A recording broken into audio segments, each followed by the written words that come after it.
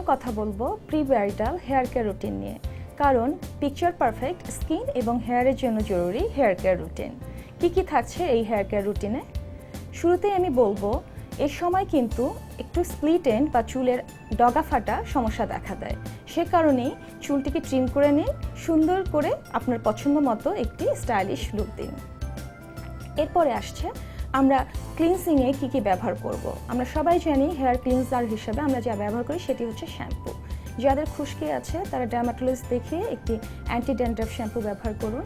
আর যাদের চুল পড়ার সমস্যা আছে তাদের স্ক্রিনিং করে নিন কেন চুল পড়ছে, কারণ এই সময় কিন্তু চুল পড়ার সমস্যাটাও বেড়ে যায়, কারণ চুলে নানা ধরনের ফোম জেল ব্যবহার করা হয়, হেয়ার স্টাইলিং করা হয়। আর এখন তো শুধু একটি দিনই সীমাবদ্ধ নয়, বিয়ের পরে নানা ধরনের ইভেন্ট থাকে, সেক্ষেত্রে শ্যাম্পু হতে হবে সালফার এবং প্যারাবেন ফ্রি। আর চুল ধোয়ার পরে চুল মোছার জন্য যে টাওয়েলটি ব্যবহার করতে হবে সেটি হতে হবে মাইক্রোফাইবারযুক্ত সফট টাওয়েল।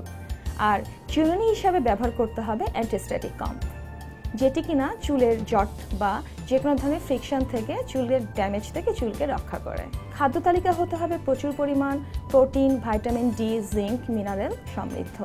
সাধারণত ডিম একটি আদর্শ খাদ্য, সাথে বাদাম, মাশরুম, ডালিম, কলা এ ধরনের হেয়ার ফ্রেন্ডলি ফুডগুলো বেছে নিতে পারেন। শ্যাম্পুর সাথে হেয়ার কেয়ারে যে প্রোডাক্টটি চলে আসে সেটি হচ্ছে হেয়ার কন্ডিশনার।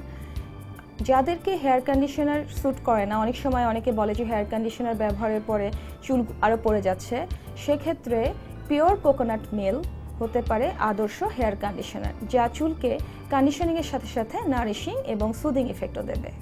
আর যাদের হাতে 1 মাস বা 1 মাসের বেশি সময় আছে, চুলের রিগ্রোথ, হেয়ার ফল প্রিভেনশন এবং ড্যান্ড্রাফের জন্য বেছে নিতে পারে হেয়ার পিআরপি ট্রিটমেন্ট।